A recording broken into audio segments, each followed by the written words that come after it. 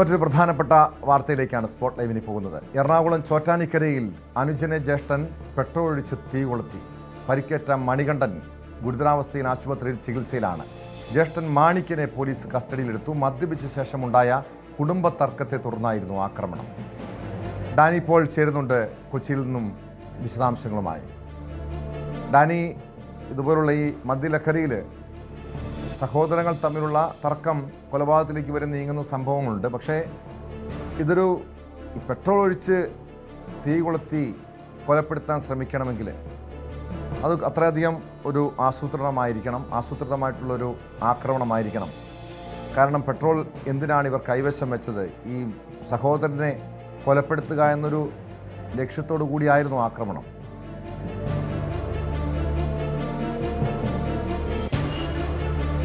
Tom, ഇവർ തമ്മിൽ രണ്ടുപേരും തമിഴ്നാട് സ്വദേശികളാണ്. രണ്ടുപേരും തമ്മിൽ നേരത്തെയും തന്നെ കുടുംബ പ്രശ്നങ്ങളെ ചൊല്ലി പലപ്പോഴും തന്നെ വഴക്കടിച്ചിരുന്നു എന്ന് പറയുന്നു. 20 വയസ്സാണ് മണികണ്ഠൻ്റെ പ്രായം. മാണിക്യത്തിന് 25 വയസ്സ് പ്രായമാണ്. കഴിഞ്ഞ കുറേയധികം നാളുകളായവർ ചോറ്റാനിക്കരയിലാണ് നാളുകളായി താമസിക്കുന്നതാണ്. അവിടെ കേന്ദ്രീകരിച്ച് ചില മറ്റ് പൊതു ജോലികളെല്ലാം ചെയ്ത് ജീവിച്ച് മുന്നോട്ട് പോകുന്നവരാണ്. കഴിഞ്ഞ ദിവസമാണ്, ഞായറാഴ്ച രാത്രിയാണ് ഇവിടെ പുരപ്പറമ്പ് എന്ന് പറയുന്ന സ്ഥലത്ത് വെച്ച് ഇവർ തമ്മിൽ വഴക്കേറ്റം ഉണ്ടാകുന്നത്. പിന്നീട് അത് അടിപിടിയിലേക്ക് നീങ്ങുകയായിരുന്നു. പക്ഷേ സമീപത്ത് പിന്നീട് ഇയാൾ പെട്രോൾ എത്തിക്കുകയായിരുന്നു എന്നാണ് പറയുന്നത്.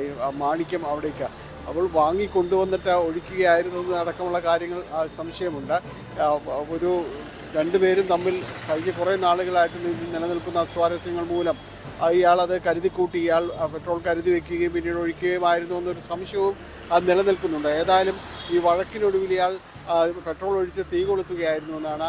30% പൊള്ളലേറ്റിട്ടുള്ളത്. അത് അതീവ ഒരു ഗുരുതരാവസ്ഥയിലേക്ക് പോയിട്ടില്ല എന്നാണ് മനസ്സിലാക്കാനായിട്ട് കഴിയുന്നതും ആശുപത്രിയിൽ നിന്നുള്ള റിപ്പോർട്ടും അത് തന്നെയാണ് സൂചിപ്പിക്കുന്നത്. ഇപ്പോൾ ചോറ്റാനിക്കര പോലീസ് ഇയാളെ കഴിഞ്ഞ ദിവസം തന്നെ അറസ്റ്റ് ചെയ്യുകയും ചെയ്തിട്ടുണ്ട്. ഇവർ തമ്മിൽ എന്താണ് പ്രശ്നമുണ്ടായിരുന്നത്, എന്തിനെ ചൊല്ലിയാണ് വഴക്കടിച്ചത് എന്നുള്ള ചോദ്യങ്ങൾക്കെല്ലാം കുടുംബപരമായി ഞങ്ങൾക്ക് കഴിഞ്ഞ കുറേ നാളുകളായിട്ട് പല പ്രശ്നങ്ങളെ ചൊല്ലിയും തങ്ങൾക്കിടയിൽ തർക്കം നിലനിൽക്കുന്നുണ്ട് എന്നതാണ് ഇവർ പറഞ്ഞിരിക്കുന്നത്.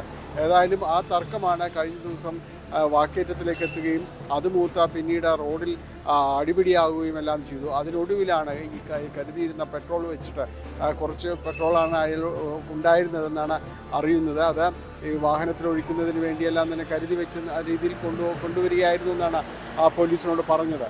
അതിനുശേഷം ഇത് പെട്രോൾ ഒഴിക്കുകയായിരുന്നു. ഏതായാലും 30%-ഓളമാണ് ഇയാൾക്ക് പൊള്ളലേറ്റിട്ടുള്ളത്. ഇവർ ഗുരുതര സ്ഥിതിയിലേക്കൊന്നും മാറിയിട്ടില്ല എന്നതാണ്. കളമശ്ശേരി മെഡിക്കൽ കോളേജിൽ ചികിത്സയിൽ തുടരുകയാണ്. പോലീസ് കേസെടുത്ത് ഇതിൽ അന്വേഷണം നടത്തുകയാണ്. ടോം, അങ്ങനെ ഒരു മദ്യലഹരിയിലുള്ള പെട്ടെന്നുള്ള ആക്രമണം അങ്ങനെയാണ് പോലീസ് കരുതുന്നത്. ഇതിനു മുൻപ് ഈ സഹോദരങ്ങൾ തമ്മിൽ, മണികണ്ഠനും മാണിക്യനും തമ്മിൽ എന്തെങ്കിലും പ്രശ്നങ്ങൾ വീട്ടിലുണ്ടായിട്ടുണ്ടോ? അക്രമ സംഭവങ്ങൾ ഉണ്ടായിട്ടുണ്ടോ?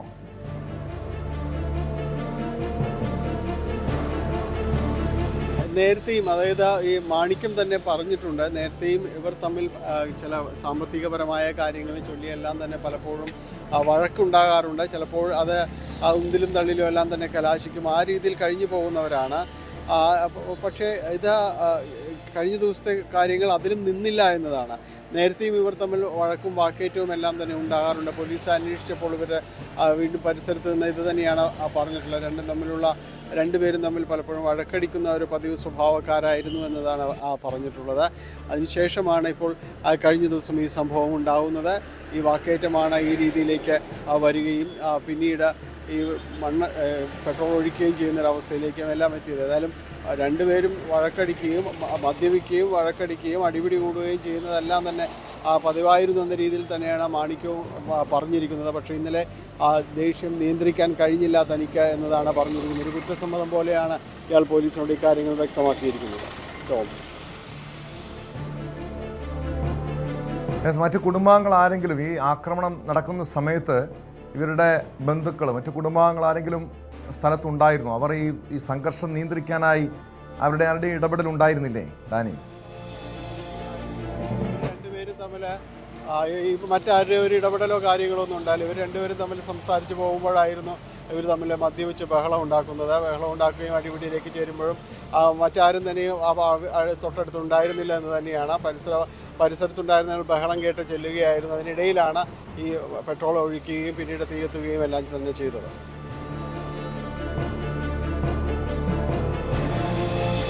യെസ്, വ്യക്തമാണ്. കൊച്ചിയിൽ നിന്ന് ഡാനി പോളാണ് വിവരങ്ങൾ നൽകിയത്.